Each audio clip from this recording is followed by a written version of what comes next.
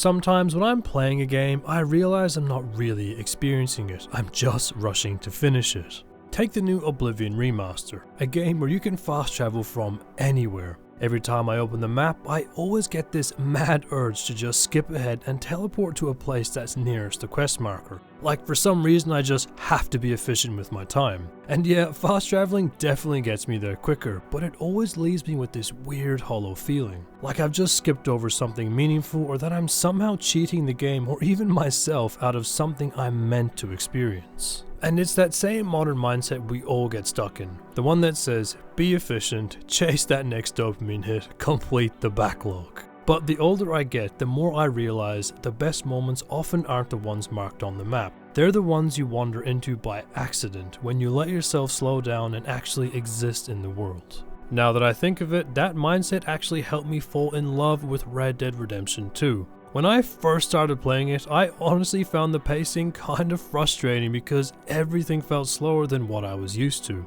I always had to let every single animation play out, fast travel wasn't convenient at all, and I remember that looting would take so long that if there were heaps of dead bodies on the ground, I would just say to myself, man, I can't be fucked doing all that, and just forgo all the loot. But weirdly enough, at some point I just stopped fighting it. I eventually settled into the game's rhythm and accepted that this is what the game is all about. Once I slowed down and embraced the slowness, I found that this was one of the best games ever. And once I embraced that slower rhythm, I started noticing things I never would have if I was still rushing. Specifically things like unmarked events, which I have quite the funny example of.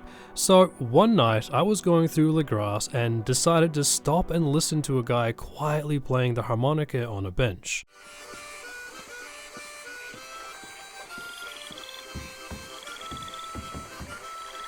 The music was beautiful, and for a minute I literally just stood there and listened, soaking in the vibes, and it was just one of those quiet moments that genuinely felt special. But then, out of nowhere, this happened. I literally just sat there thinking, what the fuck just happened? And what's special about this is it wasn't part of any mission or even marked on the map. It just happened. It was one of those random little moments that made the world feel truly alive, and it became so memorable only because it occurred when I made that decision to slow down. And what I love about this is this kind of stuff doesn't just happen in Red Dead. It can show up in all kinds of games in different ways. For me, it's even something as small as stopping to bow to a fallen villager in Ghost of Tsushima just to hear that one extra bit of dialogue from Jin. May the slain find peace. Or when I play my favorite game, The Witcher 3, and listen to the random conversations the NPCs are having with each other. Hey Jackie, Lord Loldus, tell us, just what's a horde do exactly? Well, my dad told me they do things Mum won't. My mum hates to do the laundry. So that's what all those gentlemen do at the Passiflora. Get their laundry done? It's those tiny unmarked moments that make such a big difference with how alive a world can feel, and if I'm being honest, slowing down to experience them kind of makes me feel like a kid again, back when I felt like I had all the time in the world to just experiment with random stuff like this. On top of that, knowing that some developer out there put in the time and effort to include these things makes it that much better, so slowing down to appreciate them just feels right. But to go even deeper, this idea of slowing down isn't just for peaceful, quiet moments. I've found it even matters in the most intense parts of games too, like the boss fights in the FromSoft games. Now, these two things happen in pretty much every Souls game I've played. I'll take a few L's against a boss, then at some point I'll start rushing out of frustration, or things will be going so well that I'll get a little bit greedy and try sneaking a few extra hits. But the result is always the same. I'll get my ass handed to me. But I think the moment slowing down really clicked for me was in Sekiro.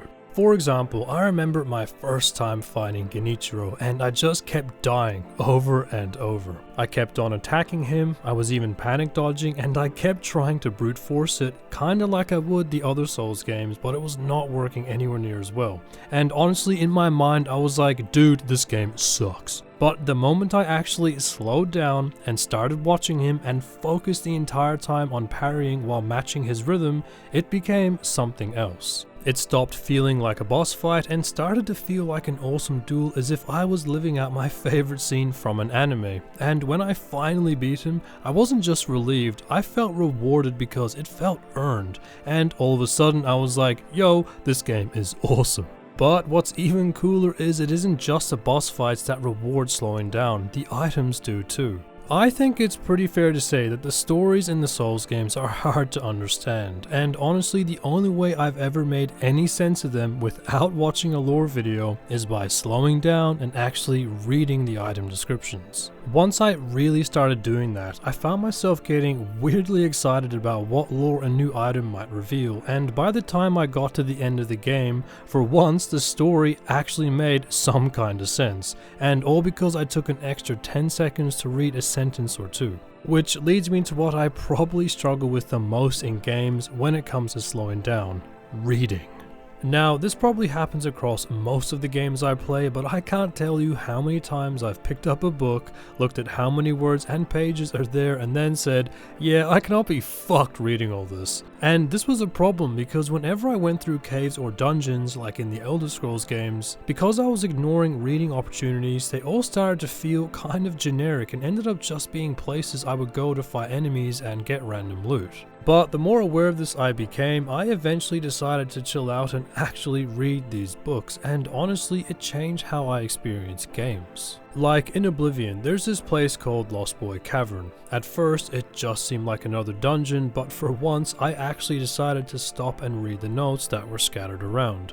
And I found out that a mage named Vangaroo went in there to rescue his friend who had turned into a lich, and because the mage's guild wouldn't help him, he had to go in and try and rescue him on his own. Eventually I got to the end and found out that Vangaroo failed to rescue his friend and instead was turned into a lich himself, and now this whole cave had a tragic backstory, which I thought was awesome because it made the exploration feel so much more rewarding because I uncovered the story all on my own. On top of that, I just felt more connected to the game. The same goes for other games like The Witcher 3's bestiary entries, where you not only learn the lore behind monsters but sometimes get tips on how to beat them.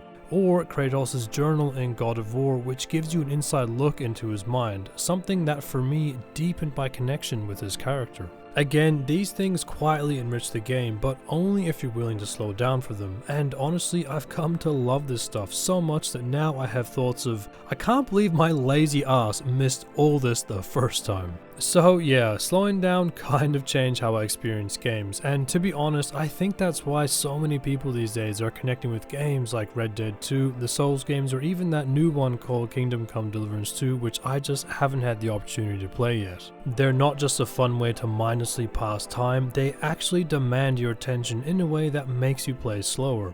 Not to pad out the hours, but to make the hours actually mean something. And maybe that's what a lot of us are craving these days, not just games that help us switch off, but games that make us tune in. Anyway, that's it from me. Thank you for slowing down with me, and I hope this video made you go, yeah!